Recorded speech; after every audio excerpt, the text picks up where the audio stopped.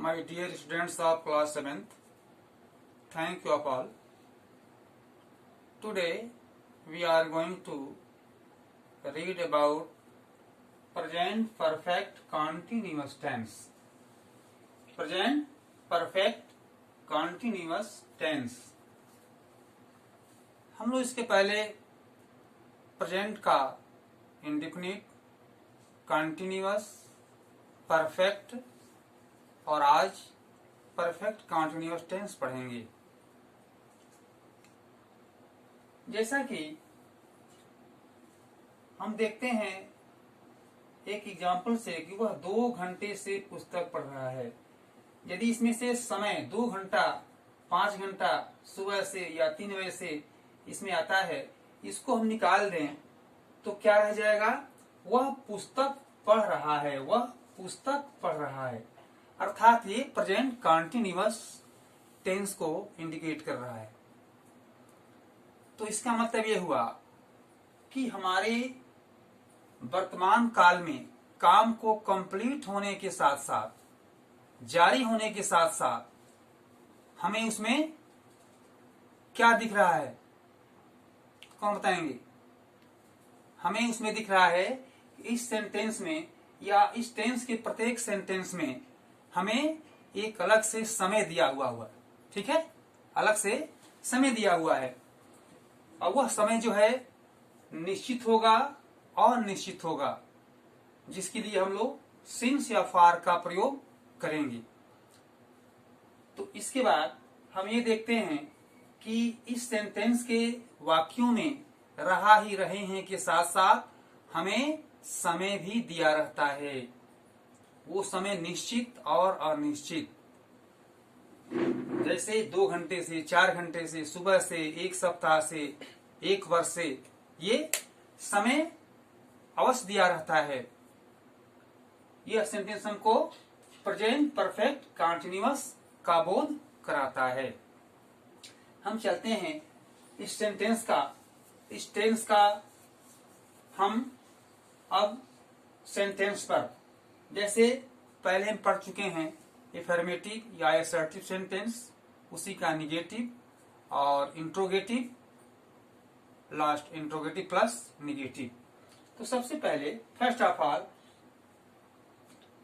हम चलेंगे affirmative sentence, स्वीकारात्मक वाक्य। ठीक है, ध्यान देंगे, स्वीकारात्मक वाक्य। इसका रूल्स ऑफ कंस्ट्रक्शन होगा, पहले सब्जेक्ट, प्रत्येक सेंटेंस में सब्जेक्ट होता है। इसके बाद सब्जेक्ट के बाद इस टेंस में हैज और हैव, अर्थात हैज और हैव किसके अनुसार? सब्जेक्ट के अनुसार। हैज और हैव प्लस बीन, अर्थात हैज बीन, हैव बीन। ठीक, इसके बाद वर्ब, V1 है वर्ब प्लस ING, जैसा कि हम लोग प्रेजेंट कंटिन्यूअस में लिखते थे, plus O object, plus since या फार प्लस टाइम। अर्थात इसका मतलब क्या? जब निश्चित समय होगा तो उसके लिए हम सिंस लिखेंगे और अनिश्चित समय होगा तो उसके लिए हम फार लिखेंगे। अब ये प्रश्न उठता है कि निश्चित समय क्या है और निश्चित समय क्या है? तो भैया बहनों, जैसे 2 घंटे से, 4 घंटे से, 3 घंटे से, ऐसा यदि वाक्य में दिया रहेगा तो ये क्या होगा? अनिश्चित समय होगा। अर्थात कितने बजे से कितने बजे तक, ये इसमें इंडिकेशन नहीं किया गया, तो ये क्या हो गया? ये अनिश्चित समय हो जाएगा। इसलिए इसके लिए हम फार का प्रयोग करेंगे।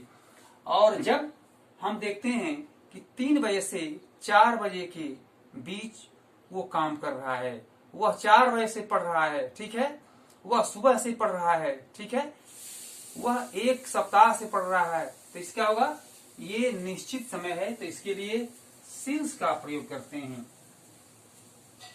ठीक है, रूल्स को एक बार और ध्यान देंगे। रूल क्या है? पहले इस सेंटेंस का हम रूल लिखेंगे सब। इस प्रकार से हम देखते हैं कि सब्जेक्ट प्लस हैज, हैव में से कोई एक, plus been plus verb one ING plus object plus sign since या फॉर प्लस टाइम। एग्जाम्पल, वह 2 घंटे से पुस्तक पढ़ रहा है। ठीक है, इसको ध्यान देंगे, बताएंगे कैसे बनेगा। वह 2 घंटे से पुस्तक पढ़ रहा है। ठीक है, ही क्या है? सिंगुलर पर्सन है। ही, तो इसके साथ, ही के साथ हैज का प्रयोग आप बताएंगे। हैज का प्रयोग किन किन कर्ताओं के साथ लगता है? प्रोनाउंस में हैज का प्रयोग किन किन के साथ होता है? चलिए, ही, सी, इट, राइट। ठीक है, तो ही हैज बीन, ठीक है, he has been reading book, वह पुस्तक पढ़ रहा है। क्या? फॉर 2 आवर्स, ये और निश्चित समय है, तो फॉर 2 आवर्स। सब समझ गए? चलिए सेकंड, नेक्स्ट एग्जाम्पल, मैं 4 घंटे से मैदान में दौड़ रहा हूं। कोई एग्जाम्पल हो सकता है, मैं 4 घंटे से मैदान में दौड़ रहा हूं। तो आई के साथ हैव का प्रयोग, आई, वी, यू, दे, इन कर्ताओं के साथ हम हैव का प्रयोग करते हैं। तो I have been running in the field for 4 hours. ठीक है, I have been running in the field for 4 hours, ये अनिश्चित टाइम है। नेक्स्ट एग्जाम्पल, मोहन 2005 से इस घर में रह रहा है। Mohan has been living. ठीक है, मोहन क्या है? नाउन है और फर्स्ट पर्सन है, एक वचन है, अर्थात सिंगुलर नंबर है। तो Mohan has been living in this house since 2005। अब ये निश्चित है, 2005 से इस घर में रह रहा है। अब हम चलते हैं निगेटिव सेंटेंसेज। भैया बहनों, निगेटिव सेंटेंस में क्या रहता है? जैसे वह पढ़ता है, वह पढ़ रहा है, तो केवल इज के बाद नॉट लिखते थे, आर के बाद नॉट लिखते थे। उसी प्रकार से हम हैज और हैव के बाद क्या करते हैं? नॉट लिखते हैं। जैसे ये निगेटिव में हैज और हैव के बाद क्या लिखते हैं? नॉट लिखते हैं, और इसके बाद बीन होता है। एग्जाम्पल्स, जैसे he has not been reading book for 2 hours। वह 2 घंटे से पुस्तक नहीं पढ़ रहा है। ठीक है, he has not been reading book for 2 hours, अर्थात क्या इसमें ऐड किया गया? तो हैज और हैव के बाद नॉट लगा दिया गया। Second, next examples, I have not been running in the field for 4 hours। हम 4 घंटे से मैदान में नहीं दौड़ रहे हैं। केवल नॉट निगेटिव इसमें ऐड कर दिया गया। I have not been running in the field for 4 hours। ठीक है, अब चलते हैं थर्ड पर, interrogative sentences. Interrogative sentences, interrogative sentence में हम ये पहले से जानते हैं कि सहायक क्रिया अर्थात ऑक्सिलरी वर्ब को पहले लिखते हैं। तो इस सेंटेंस का ऑक्सिलरी वर्ब क्या है? हैज और हैव। ये दो क्या है? हैज और हैव इस सेंटेंस का ऑक्सिलरी वर्ब है। जैसे इज आ रहे हम पहले लिखते हैं, वाज वेयर पहले लिखते हैं, ठीक है, डज डू पहले लिखते हैं।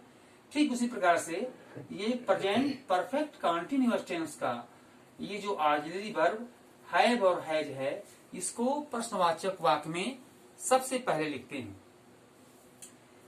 एग्जाम्पल्स, इसके बाद सब्जेक्ट, यानी हैज और हैव के बाद सब्जेक्ट प्लस बीन और प्लस आईएनजी वर्ब में प्लस ओ, ठीक है, O means object, plus time के लिए, निश्चित के लिए सिंस और निश्चित के लिए फॉर प्लस टाइम, इसका हम यूज करते हैं।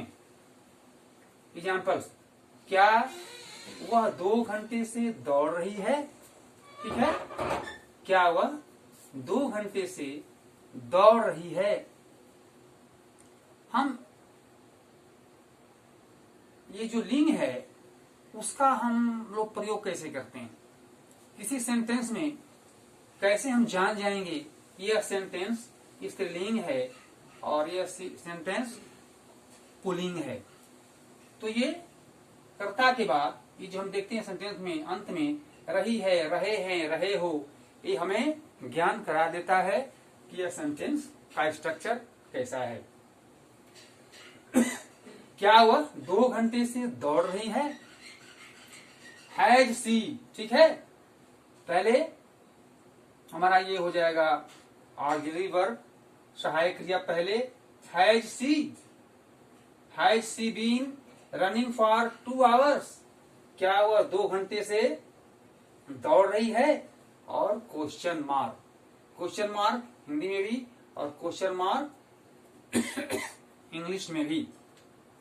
नेक्स्ट एग्जांपल्स, क्या वे लोग 4 बजे से मैदान में खेल रहे हैं। अब ये हमारा क्या वे लोग हैं अर्थात प्लूरल, ठीक है, ये प्लूरल सब्जेक्ट है, तो इसमें प्लूरल सब्जेक्ट भी है और क्या है, ये निश्चित टाइम भी है, ठीक है, 4 बजे से। तो क्या वे लोग, हैव दे, ठीक है, have they been playing in the field since 4 o'clock, yes, have they been playing in the field since 4 o'clock, question mark. अब इस प्रकार से हम सेंटेंस को बनाते जाएंगे और उसका ट्रांसलेट करते जाएंगे। इस प्रकार से हम आगे बढ़ते हैं for interrogative plus negative sentences. इसका भी हम लोग पहले के वाक्यों में, इंडिफिनिट में, कॉन्टिन्यूअस में, परफेक्ट में इसको लोग पढ़े हैं कि वह क्यों नहीं खा रहा है, क्यों और नहीं दोनों को ऐड करके एक कॉम्प्लेक्स सेंटेंस बनता है। वह तुम क्यों नहीं जा रहे हो। अब देखिए, जब वाक्य में हम प्रेशर देते हैं, तुम क्यों नहीं काम कर रहे हो, तुम काम कर रहे हो और तुम काम नहीं कर रहे हो, निगेटिव, और इसमें ऐड है तुम क्यों नहीं काम कर रहे हो। ठीक उसी प्रकार से इसके एग्जाम्पल्स में होगा कि वह सुबह से काम क्यों नहीं कर रहा है, ठीक है। तो इस प्रकार से इसका कंस्ट्रक्शन हो जाएगा, हैज हैड को हम पहले लिखते हैं प्लस सब्जेक्ट, इसके बाद not plus been plus ING, verb में ING plus object plus since या फॉर प्लस टाइम, अनिश्चित या निश्चित के लिए। तो एग्जाम्पल हम देखेंगे कि had she not been running for 2 hours, क्या वह 2 घंटे से नहीं दौड़ रहा है, ठीक है। हैज सी, वह 2 घंटा से नहीं दौड़ रही है।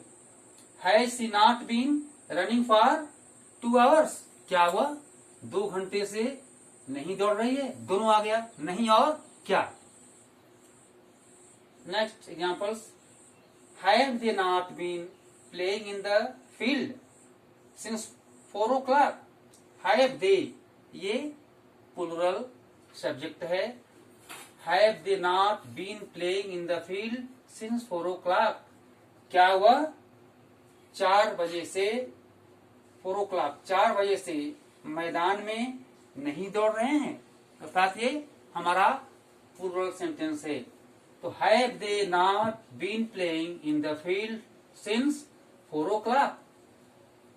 इस प्रकार से हमारा ये प्रेजेंट परफेक्ट कंटीन्यूअस टेंस यहीं फिनिश्ड होता है। हम लोग इसके प्रत्येक नियम को ठीक से पढ़ेंगे और इसको याद करेंगे और बनाने के तरीके को भी हम ठीक से समझेंगे और इसके अलावा भी अपने मन में अपने से एग्जाम्पल्स को तैयार करेंगे और उसको ट्रांसलेट करेंगे। ऐसे आपको ये 10-12 जो सेंटेंस ये होमवर्क के रूप में दिया गया है, इसको आप लोग इन सूत्रों के आधार पर इसको बनाएंगे और फिर काफी जब चेकिंग 25 से 30 के बीच निर्धारित किया गया है उसके बीच आप लोग तैयार रखेंगे, काफी का मार्किंग भी होगा। और इस प्रकार से यह सेंटेंस यह टेंस आज हम समाप्त करते हैं। Thank you very much.